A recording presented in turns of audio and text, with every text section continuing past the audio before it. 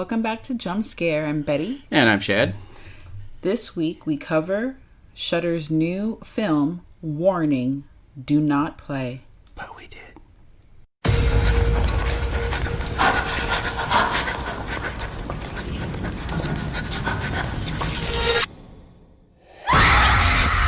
한 영화과 학생이 졸작으로 공포 영화를 찍어요. 근데 그 감독이 만든 영화가 진짜 무서웠던 거예요. 심장마비도 죽고 그럴 정도로. 그 영화 제목이 뭐야?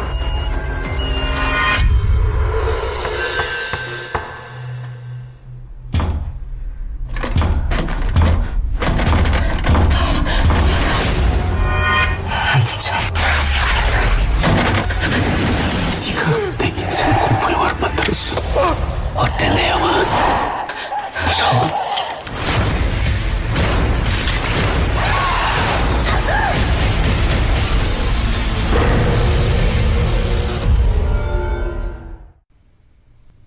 So this arrived on Shudder on Friday, I believe. No, Thursday. And the film was made and released in 2019, last year.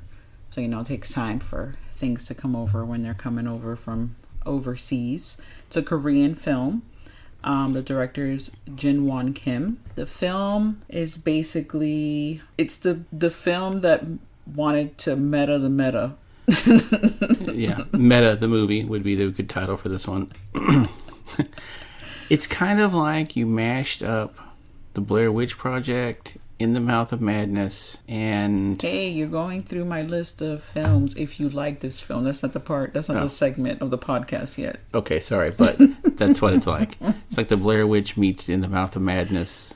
That's fine. Those two's enough. I have some recs. If you like this film, okay. You would like these other films. Those are two of the films. So this is the story that we've seen many times. Nothing's per se new. There's an urban legend of the scary student film where people watch it and they run out of the theater. Some of them die, and then you have, whatever direction they're going to go for the film. That's basically what this film is about. Yeah, it's your standard evil movie, do not watch, which we kind of just talked about a few weeks ago with Antrum. But this one's a little better than Antrum. This one is a hell of a lot better than Antrum, which is another, if you like. I was going to add it, because we have to add some more Antrum assholes, remember, to our list. So I added that film too. If you like this film, you would like ... I was expecting it to be... I usually do not watch any kind of Asian horror because... It freaks you out? It freaks me the fuck out, like, big time. This film, it ended...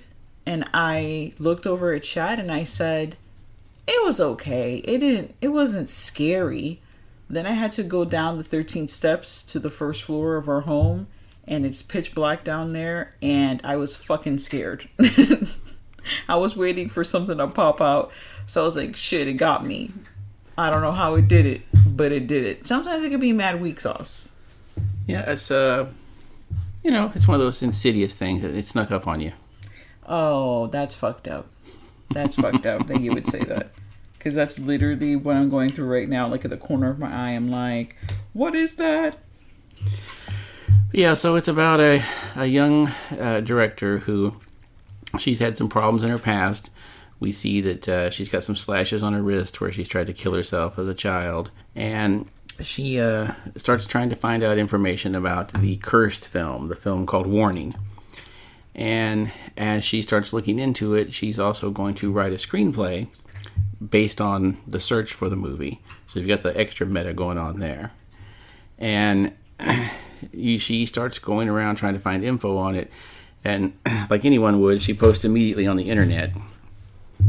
And I love how in movies when people post on the internet about things, like within a few days they get the exact answer of what they want.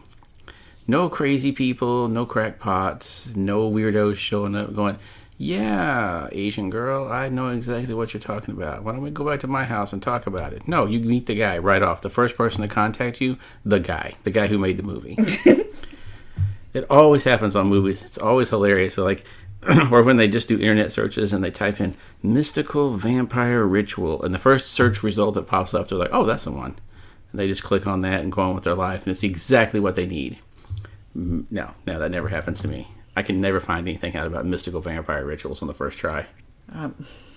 So this girl, she's just... First of all, I spend so much time trying to figure out the color of her hair, which I don't know, like the actress's hair, I don't know if they did that on purpose because they wanted to stray away from the whole...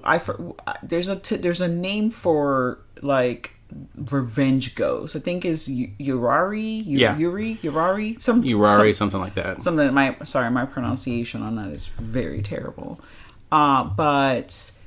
that whole look of the like pale face and the long black hair, so they wanted to stay away from that, I think, by having her, and then maybe a little bit to kind of like clear up the ending, which was not clear. Jump scare / spoiler alert. The jump scares, I'm going to scare you and tell you what the ending is right now before we even get to that part. No, it's whatever.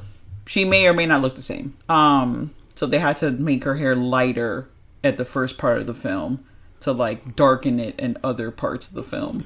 Yeah, to kind of show time passing in that too. She becomes obsessed, and like you learn like early off that she tried to commit suicide. We never... What I just skipped over a whole thing? No, I'm saying I just said that. Oh, I know, yes. We never find out. What I wanted to add to this, we never find out why that happened to her, what put her in that like mind. I don't even actually know if that was... They try to make it one of the main things about her to like kind of influence the ghost in the movie. It's a ghost. Who knows? It might have been a fucking creature.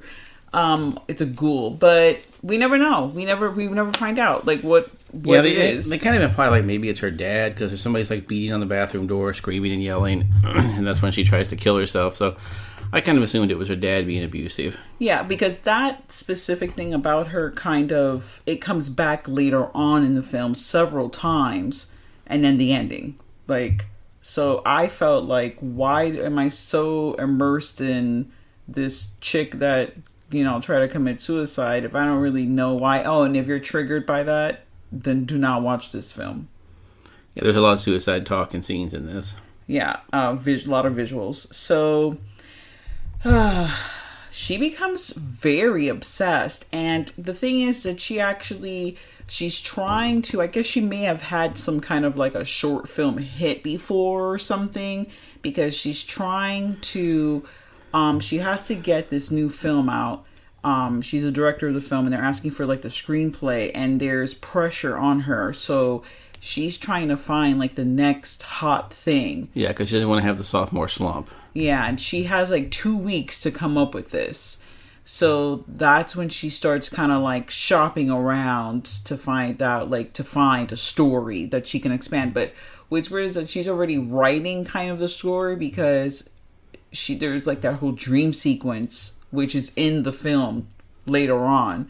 So it's if you do not want to be confused, if you do not like movies about like movies being within movies that are movies, this is not the movie for you.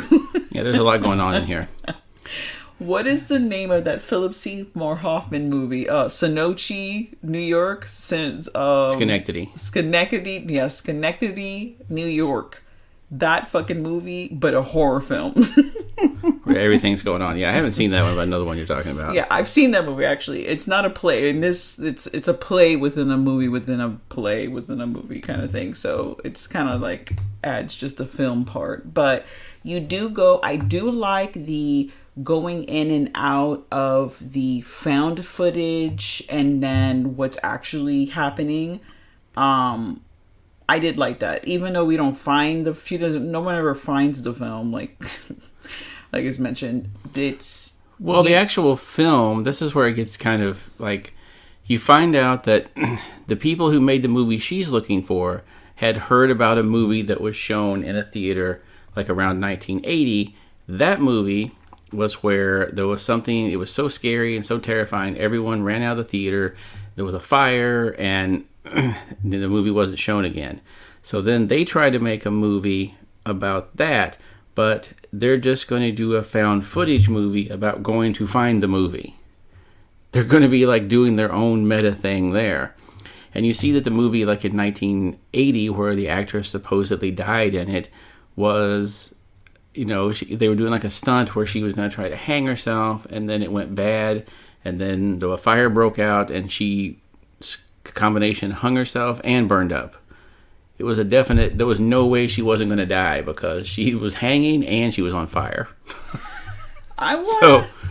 So there's like that cursed movie that they saw in 1980. Then they make another one 10 years ago about, it was like a making of, or they made it like they were trying to say like, hey, this is our movie.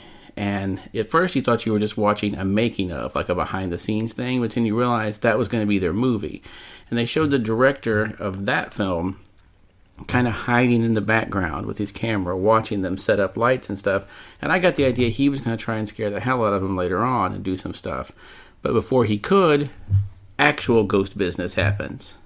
Yeah, I think that there might be some kind of, I have to feed the monster, like I need some kind of deal with the monster and now I have to feed it in order to save my own life kind of thing, which we'll expand upon that in a while. Well, yeah, because the director at one point during their film, he's coming out, everyone else is leaving the building, he comes out looking very upset and scared, and you saw like a brief scene of him where it looked like something was coming towards him. Yeah, and like then, he was speaking with something. Yeah, he was talking to something, and then he comes out and looks all freaked out, and he just leaves for the day. Yeah, well, he's hiding in the cut in the back of the thing watching all the shit ensue. Like, he saw all that shit, so it's like he kind of set them up in a sense. Yeah, he definitely set him up, but then he ended up living in his homeless murder house later on, so. Yeah, I'm sorry. The quote was the homeless murder shack is what you called it at the time. Okay, I made a point to write that shit down. What is the, like, I don't know, when you're a filmmaker and you're like, I'm going to make a movie, is there's some kind of obvious, like, I don't know, I'm not going to say obsession, but like a drive or an inspiration to make a movie that everyone is affected by it. Maybe some people die, and you want to make that movie so people watch it. Like this whole thing. Like there's so many movies. Like, okay, so we'll go The Ring.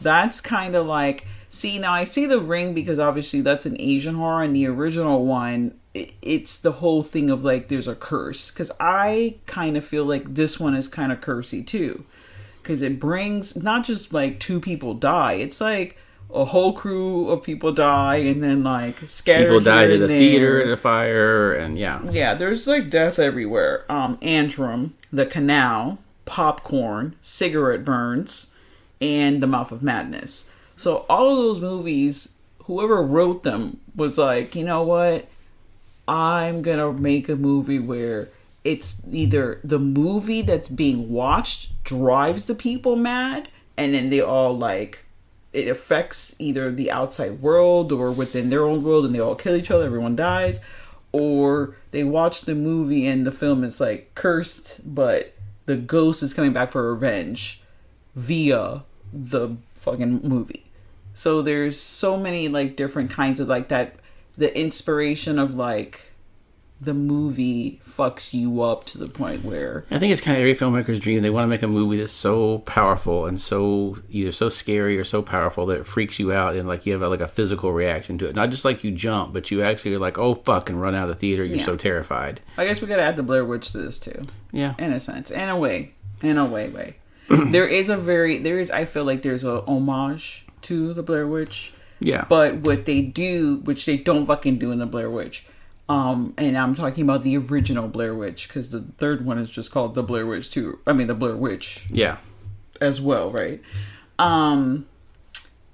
That there's that scene where a person standing in front of a wall, like in the corner, and they're being affected, and it's obvious the ghost, but you never fucking see the witch or the ghost or whatever. But in this one, you do. Yeah. Like, you see it from the person's point of view that's watching this happen, and then you see it from the person's point of view that it is happening, and you kind of see it from the witch's point of view. And the ghost. The ghost, I'm sorry. I got my witches and ghosts. Yeah, too many ghosts and witches going on here. There's so many ghosts and witches from the ghost point of view. So I did like that. And then the film is like that as well. You do see it from the best friend's point of view at some point, because... Yeah, she has a best friend that's her, assistant director. And you're seeing a little bit of what's going on with him while she's doing this. And the thing that I thought... Now, spoilers if you don't want to hear anymore. I mean, we spoiled the whole fucking movie, so you're fucked at this point. There's an interesting way where they play with time in this one, too, that I thought, where we have our main character, what was her name? Mi Jung. She goes to the theater where all this had happened, the movie that she was looking at that was made 10 years ago. She goes to the theater where that happened, and she actually sees what's happening. Like, she's there. When it's live. Like live. Like, she has kind of traveled back in time, and she's seen the people die live. And they see her. Like, they're like, hey, who the hell are you? Before the ghost attacks the one. So I thought that was an interesting twist to it, that she actually went there and saw what happened. I like that, but I wish that kind of... Because a lot of the movie, I'm like at the edge of my seat, because I'm trying to fucking figure the movie out. I'm like, what's happening here? What's happening here? What is this movie about? Like, what the hell? Because it does grab your attention if you do care about that kind of stuff. Like, I was enthralled by it. That part really, it broke my heart in a sense, because she gets the ghost goes through her. So I'm thinking that she's now the whole movie, because it's kind of like a time jump in a sense. The whole movie, it's in bits and pieces. You're in the present, you're in the past, you're, whatever. And I thought that she had been I'm not going to say possessed, but taken over during the parts of the film, because the urban legend of the film is that this movie was made, and the legend is that it was actually filmed by a ghost. So at that point, she's filming what's happening to the guy with her phone, and I thought it was the ghost working through her doing that. Yeah. And that I felt was intriguing in a sense, but the movie wasn't anything about that. That had nothing to do with the film, even though we'll discuss the end and the thing, because the end, wow, I have so many questions. Yeah, let's go ahead and jump to the end here, because after she is there in the theater and seeing this, the ghost eventually comes after her, and you have the ghost attacking her. It's coming at her there was another cool scene where the movie theater screen is playing the footage of her suicide attempt. Yeah, her memory of it. You're seeing it on the screen, and you see the razor, like the straight razor that she used to slash herself. Spoiler alert. Well, not spoiler. Sorry, I messed that up. I was going to say, why does every house in horror movies just fucking filled with straight razors? I've never touched a straight razor in my life, but every time you go into a horror movie house, they just have a goddamn bucket of them sitting by the door. Everyone pick up your straight razor as you come in. They all just pick that shit up and go. You wrote a blog about that. It's it's like the 3 things you rarely... you find in every horror house, but you don't find in yours? Yeah. Yeah, you rarely find in yours. Yeah, on our website, soon to come. But yeah, I don't understand why every house is just filled with straight razors. They just look cool. They do. There's a nod, I guess, to Sweeney Todd in a sense, because every time I see one, I think about Sweeney Todd. But yeah, so the straight razor's up on the screen. The ghost just reaches up into the movie screen, pulls the razor down out of the screen, and then suddenly it's a real razor in her hand. I've tried to do that many times in my dreams with buckets of money.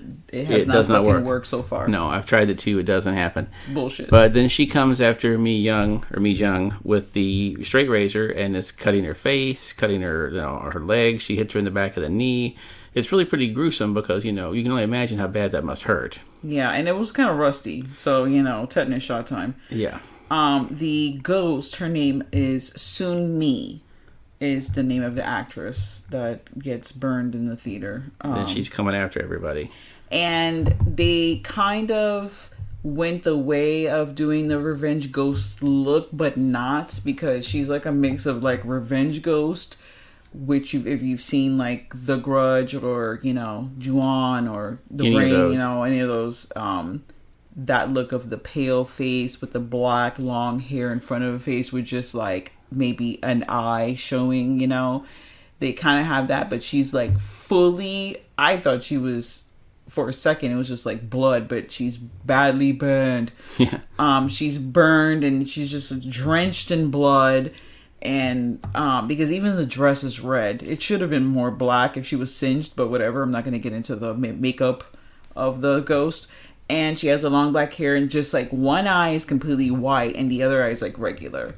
So the look was okay. I wish they would have gone with something a little scarier, but it's like not one of those films where it just had like the typical jump scares. It has like typical jump scares and like things you've seen before. So none of that really, that's why it wasn't scary to me, because it's like I've seen those images pop out of things in this sense.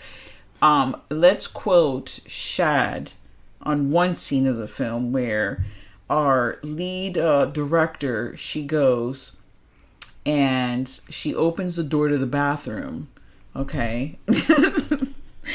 And there's no one there. And she closes the door. And then all of a sudden, in the far corner, there pops out, because it's like the bathroom is like red. It pops out like a very wet looking, gritty, dirty being. Okay? Yeah. And then that's it. It goes back to like normal.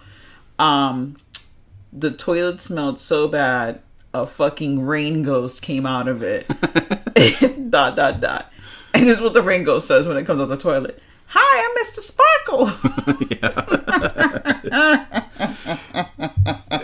I was fucking cracking up, dying.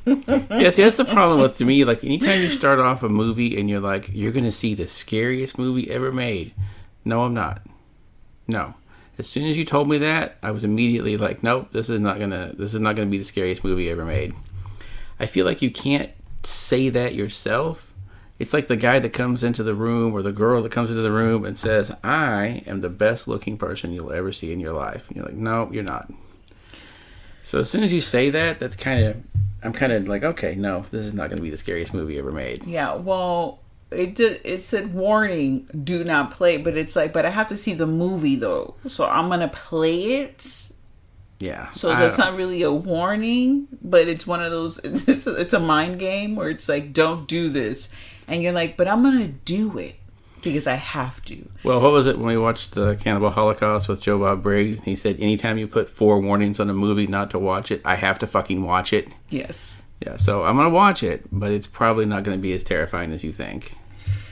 Oh, you know, the ending of the film, I don't want, I want to talk about it, but I don't want to give it away. But did we already give too much away? So it doesn't really matter at this point. So we're just going to say throw it to the wind. We'll just put a big spoiler thing. Yeah. And our spoiler, we're going to talk about the end of the movie. So when the ghost is attacking her with the straight razor, we see her make it out of the theater. She's alive. She makes it home. No, she doesn't make it home. She's on the theater in the alley. No. What we see at first. Oh, what we see. Yes. What we see from her perspective. She goes home. We see her go home. She's bandaged up. She gets a phone call saying that, you know, the guy has read the script. He loves it. They want to make the movie. They're ready to go. Then when you actually see the movie and she's showing it, you see that her best friend and AD was watching the footage of the murders happen and realized that that's where she was going, was the theater.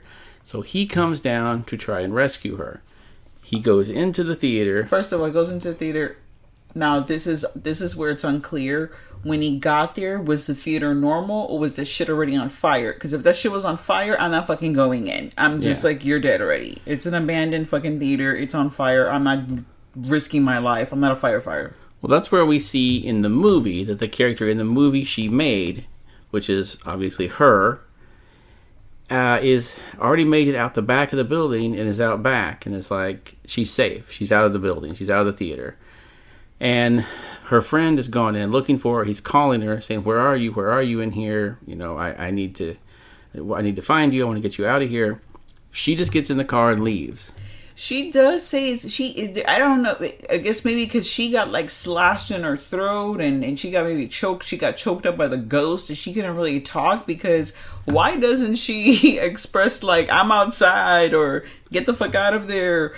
But so does she inadvertently sacrifice him to and then like we already saw the ghost burn up.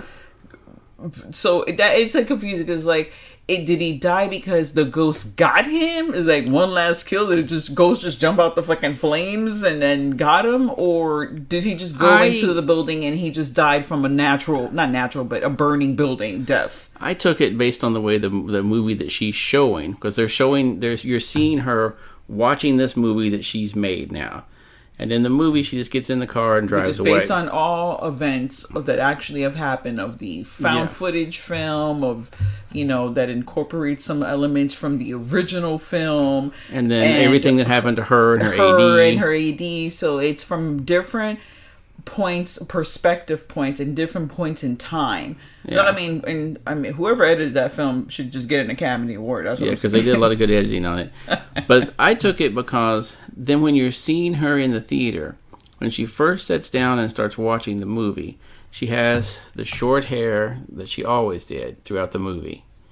But then when the movie's over and everyone starts applauding, before she stands up to get their applause, she looks down at her wrist, and all the slash marks that she had on her wrist are gone. It's like she's perfectly healed, like she never tried to kill herself. And then she stands up to all the applause, and you realize that, like, you know, her best friend died in the fire. I took it like she kind of sacrificed him to the ghost, and the ghost, you know, she was allowed to be successful after that. She didn't have to die. And not only that, she, you know, it like took away her pain from the past and even took away her scars. I don't know. It's so unclear. Because also when she stands up, not only is she missing the scars, now she has super long hair like the ghost did. Well, she also had long hair in the suicide scene. Yeah. She had long hair. She didn't have that short brown hair, which that's why when I was watching the film, people would be like, "That's weird. You're like really intently looking at the color of her hair," but I feel like they went out of their way. There's one shot where it's the back of her head. Her hair is like that light brown that they have in her hair, but there's one fucking spot that's maybe the size of like my 4 fingers put together that's just black, like on the left side, top side of her head, that does not look. At first I was like, is this some weird like cheetah look that they're going for, like where it's just gonna be random spots in her hair? But it's fucking weird. So I don't know if they did that on purpose or whatever. My thing about the ending is, yes, what you said, but then also they made it a point. The director of the found footage film, which the making of film, he goes out of the last things he says before he's dead is, "You are insane, too. You're insane." Okay, because he made it a point to say that he was insane a little earlier, and then he tells her, those are his last words. So when she's in the theater watching the movie, she hears that again. So is it none of this is real and she's fucking crazed somewhere? Yeah. Or it is real, and like you said, that sacrifice her friend just to get of ahead. Her friend appeased the ghost, and the ghost got the revenge it wanted, you know. Which I'm like, if you already killed everyone from the first movie, because the people from the original movie where she died, we don't really know nothing happens to them, because they leave. They don't die on the fire. Like, they're not running around. They're, like, trying to put the fire out. It doesn't work out. She's the only death. That's how I took it. She's the only death. So, and then the second film, which is the people the making of film, they're not any of the originators from the first film. So it's like, damn, I just came to film a movie. But I guess because she was real mad that she couldn't get her revenge out, now she's like, oh, when these fuckers are coming into my place of death to fucking film a movie about me, fuck you guys. I'm gonna kill you. I'm gonna kill all of you. So I need to be clear on the revenge. She's just mad. She's mad. She's gonna kill everybody. I give the film 2.5 knives. Yeah, I'll say 2.5 as well. I mean, it's entertaining and it's well shot. It looks great. The acting and everything's good.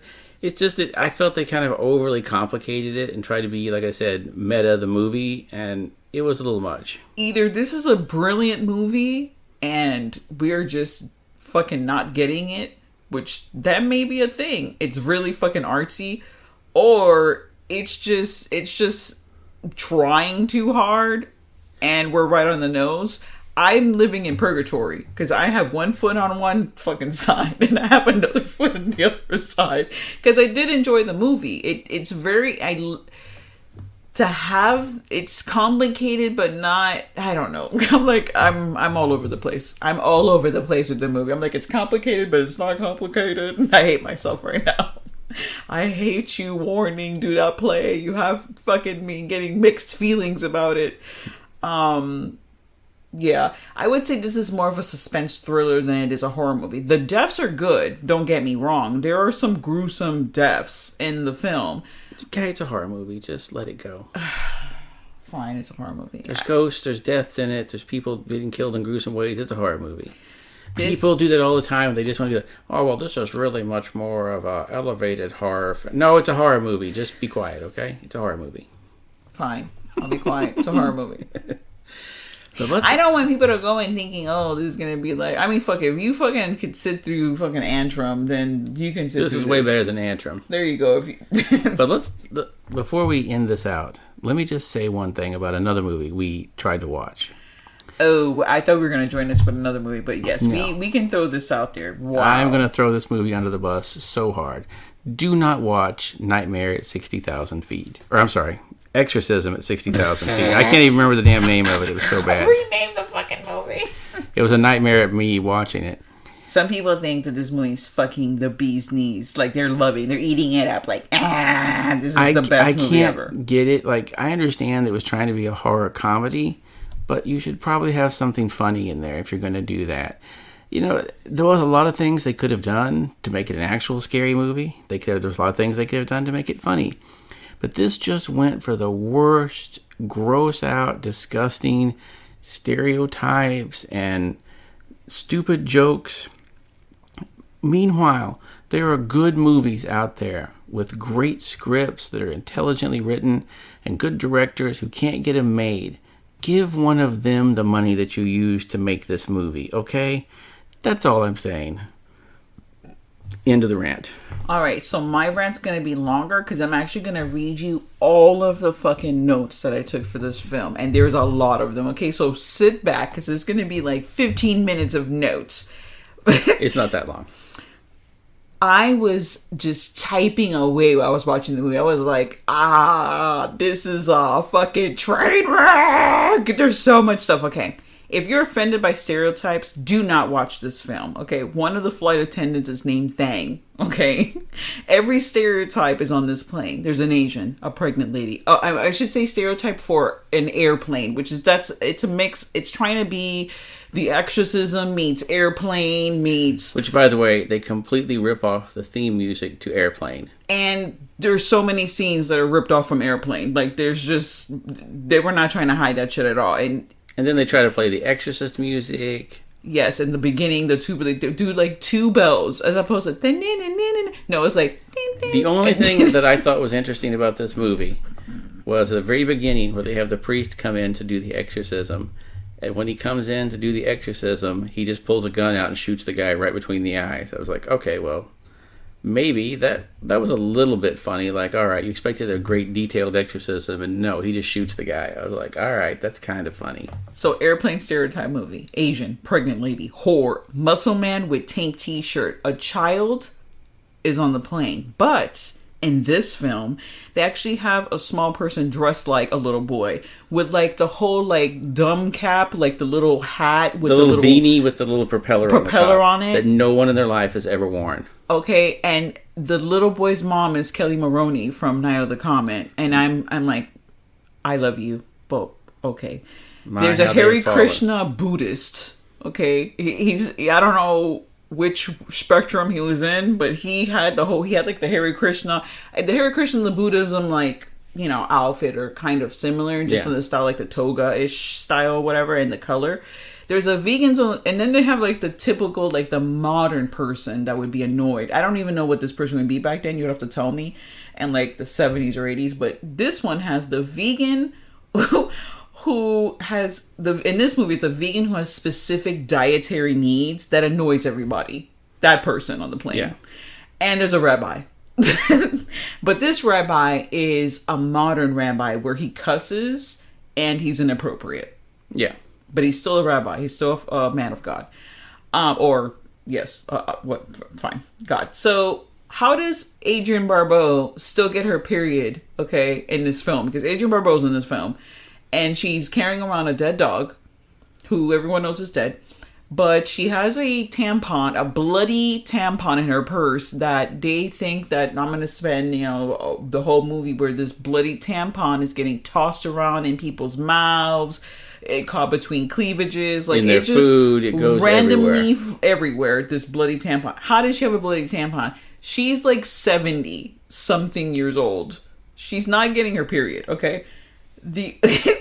Then I have the opening is the classic Exorcist scene. Then they literally have like the light shining down and the lamppost, and then they have like the slight tubular bell ding. Okay, the demons. It's like the Vanilla Ice version of the Exorcist theme, where you know exactly what it is, but it's just different enough. You think you won't get sued, but you're going to get sued. The priest is a gangster. They show the DM via spirit mist exit and enter the body. They usually don't show that. So I thought that was actually, I like that one thing of it where they show like the mist, the spirit mist. That's what I'm calling it, spirit mist. It's my new cologne. And it comes in and out. The camera in the beginning is mad unsteady. Like, yeah, get a tripod, guys. It's really terrible. It's like the Blair Witch Project, except you're inside a goddamn house. Just put the tripod down, guys.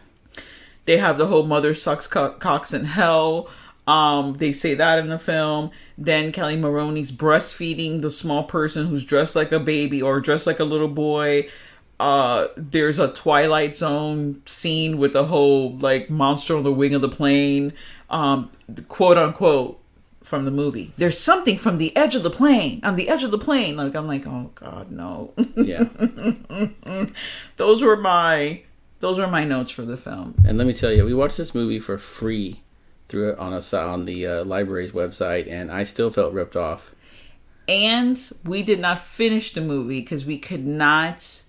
Everything I wrote down just happened within. I mean, we watched a good portion of it. It was probably 25 minutes. It seemed way longer. Was but it was just 25 minutes? It was 25 minutes of hell. Holy shit! No pun intended. Yeah, it was so bad. Do not watch this movie. I just don't understand. Like, this was put out by Shout Factory. How? Why? They must have pictures of someone in Shout Factory doing something inappropriate, and they just blackmail them with it, because I can't imagine otherwise why they would put this movie out.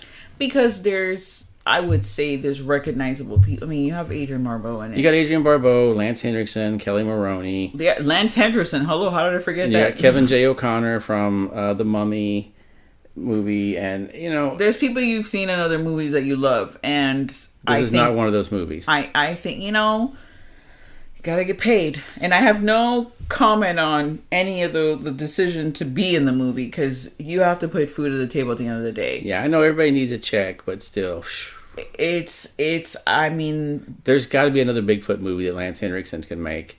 I mean, he's already made like 5 of them. Just do another Bigfoot movie, guy. Any of those Lance Henriksen Bigfoot movies I've seen, even though most of them were terrible, they were way better than this movie, because at least you felt like they tried. This is the worst film of the year so far. I can't see another film topping this. Yeah, this is going to go on. This is already number one. This is number one. Everything else, this is the gold standard now for terrible movies, and everything else this year that we see, it's going to be judged by this. Well, that was nowhere near as bad as Exorcism at 60,000 feet, so... Jesus. That is and I remember, I'm the positive one in this group here that likes to try and find the good in every movie and talk about it. I can tell you the one thing I thought was kind of funny. That was it. Yeah, well, I like the what is it called? Spirit Mist? Yeah. The Spirit Mist coming out. But, this would definitely get a Razzie Award. Do you even still do those? Yeah, they do. This should definitely get one. It was directed by Chad Farron, however you pronounce that. I commend you because you made a film. You put it out there. Okay? That takes a lot of work and dedication. Money, all of that. And you were able to get these. And I would like all of that to be taken away from him. Okay. And given to someone else who had a good movie to be made. Or you know what? Not even a good movie, but let's just call it a better movie than this. I'm being positive. I'm trying to give, credit where it's due. Yay! Made a movie. Congratulations. You Period. made a movie. The end. That's it. I have nothing else to say. Congratulations on the film you made. ... So our first film that we covered, which was Warning, Do Not Play. That film you can find on Shudder, Shudder UK, and Shudder Canada. Nightmare at 60... I'm sorry, I keep calling it Nightmare because of... It was a nightmare. Nightmare at 20,000 feet from the Twilight Zone. Exorcism at 60,000 feet. We don't even want to tell you where you can find it. Don't fucking find it. There you go. That's it. It's available. It's out there. Find it on your own risk. Yes.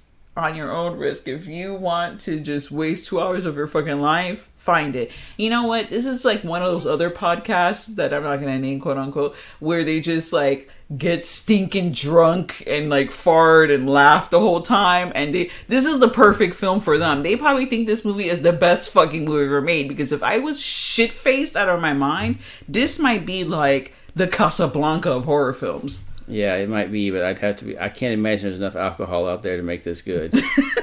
You'd have to lace it with, like, some ecstasy and maybe some roofie meat in order for me to enjoy this, because there's just no way.